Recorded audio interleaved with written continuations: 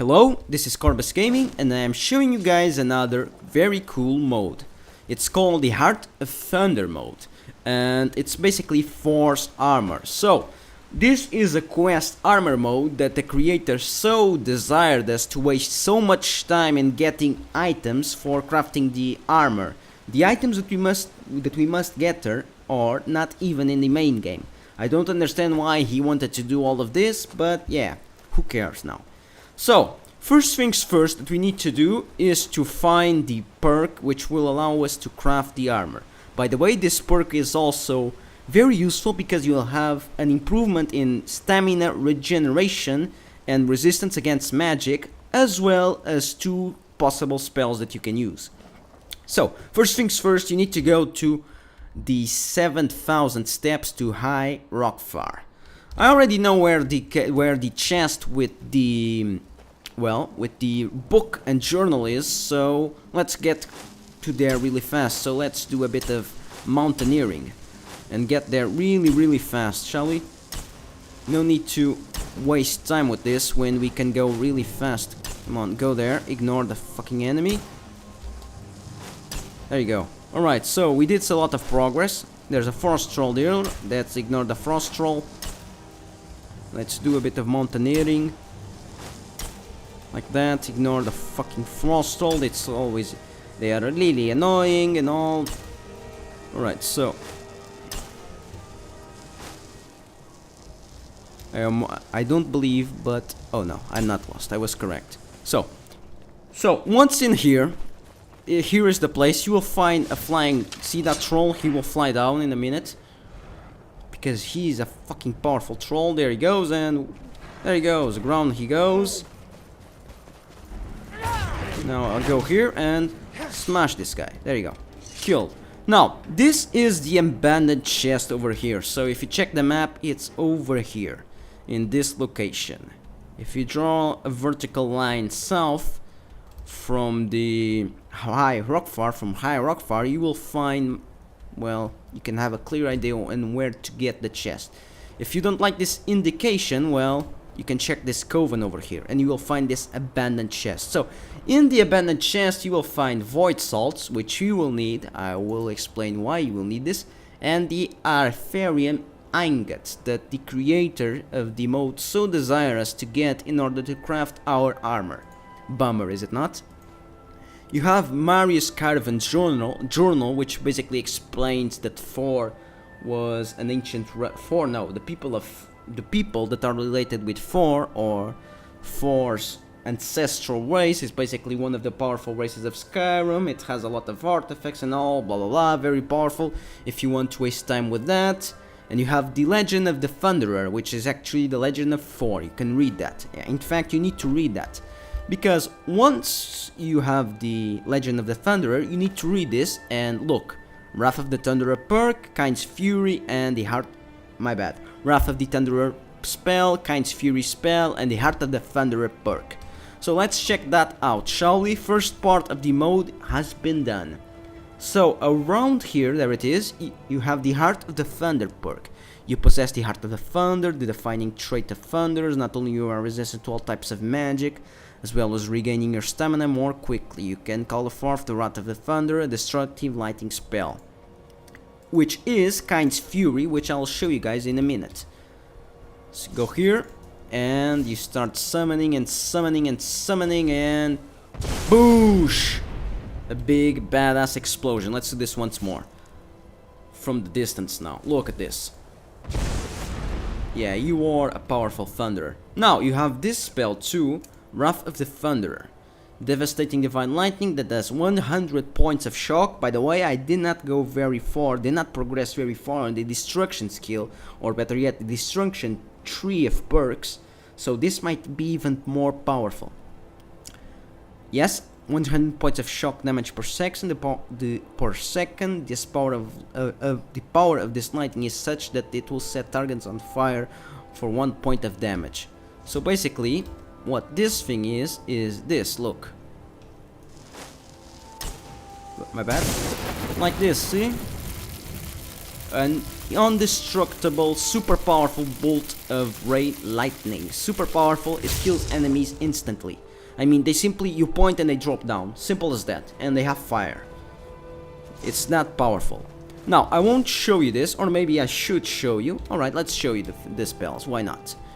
Since we have a lot of time, and still this is already a really lengthy, or better, long mode, so it won't be much of a problem to show you the spells. So, let's put these bad boys in action. So these are storm cloaks, my enemies. Now watch this. Dead. Dead. Now watch this. This, you see, this is very powerful. Now, Kind's Fury, look at this. Lots of enemies nearby me, look at this, and yeah, you're very strong. Boosh! You're no more. In fact, I almost killed all of the area. Hsaarik almost died in this process. So, this thing is really powerful. This guy is immortal, see? He cannot be killed. This guy can be killed. There, everybody is dead. This guy cannot be killed because he is a possible super strong and immortal follower. See how strong this is? Point blank and kill. Right, so this is the first part of the mode. Now let's move to the second, shall we? Yes, this guy is an enemy. Let me just get away from him and we will be able to fast travel.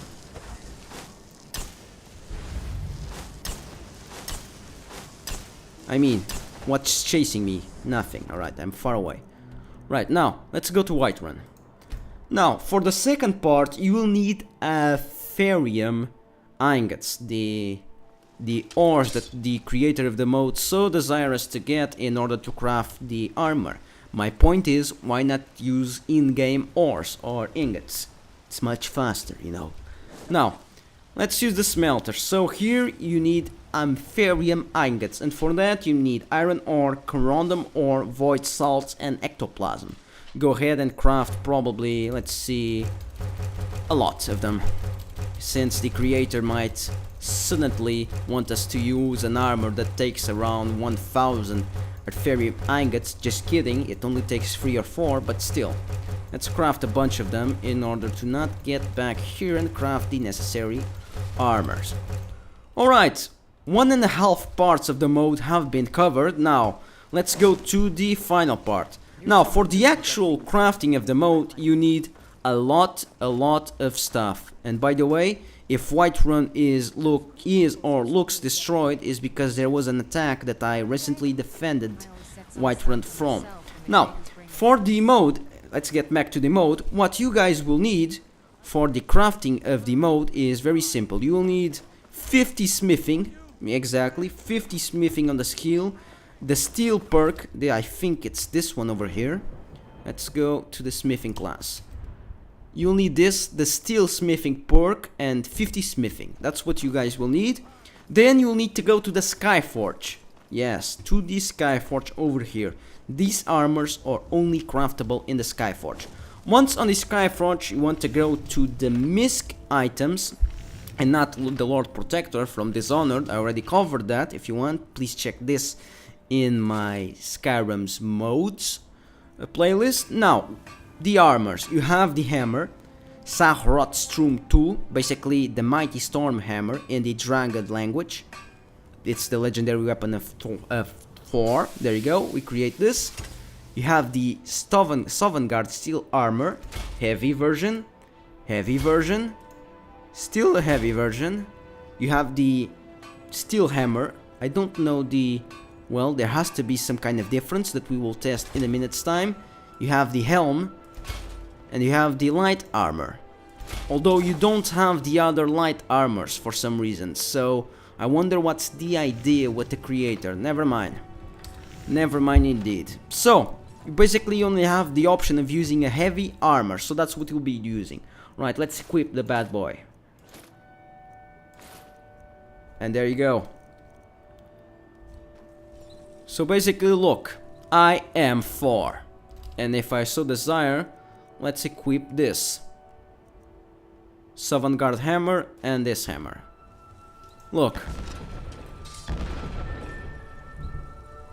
When you draw, look at this. It's very interesting. Look at this. When you draw a sound of thunder pops up. So what I want to do is to actually go and test this. This is very interesting and very intriguing, you know. Once we pop the hammer, the sound of thunder pops up. Why? Why does that happen? Oh, I can no longer test this in here. I already conquered this by the Imperial Legion. No problem. I do believe there are some bandits around here. Yes. Let's test this in Nilgrad. Fort Nilgrad. Or at Helgen. That might be useful too in Helgen. There are lots of bandits in Helgen which I can test this hammer on. Alright, so let's do this. Yep, there are bandits in there.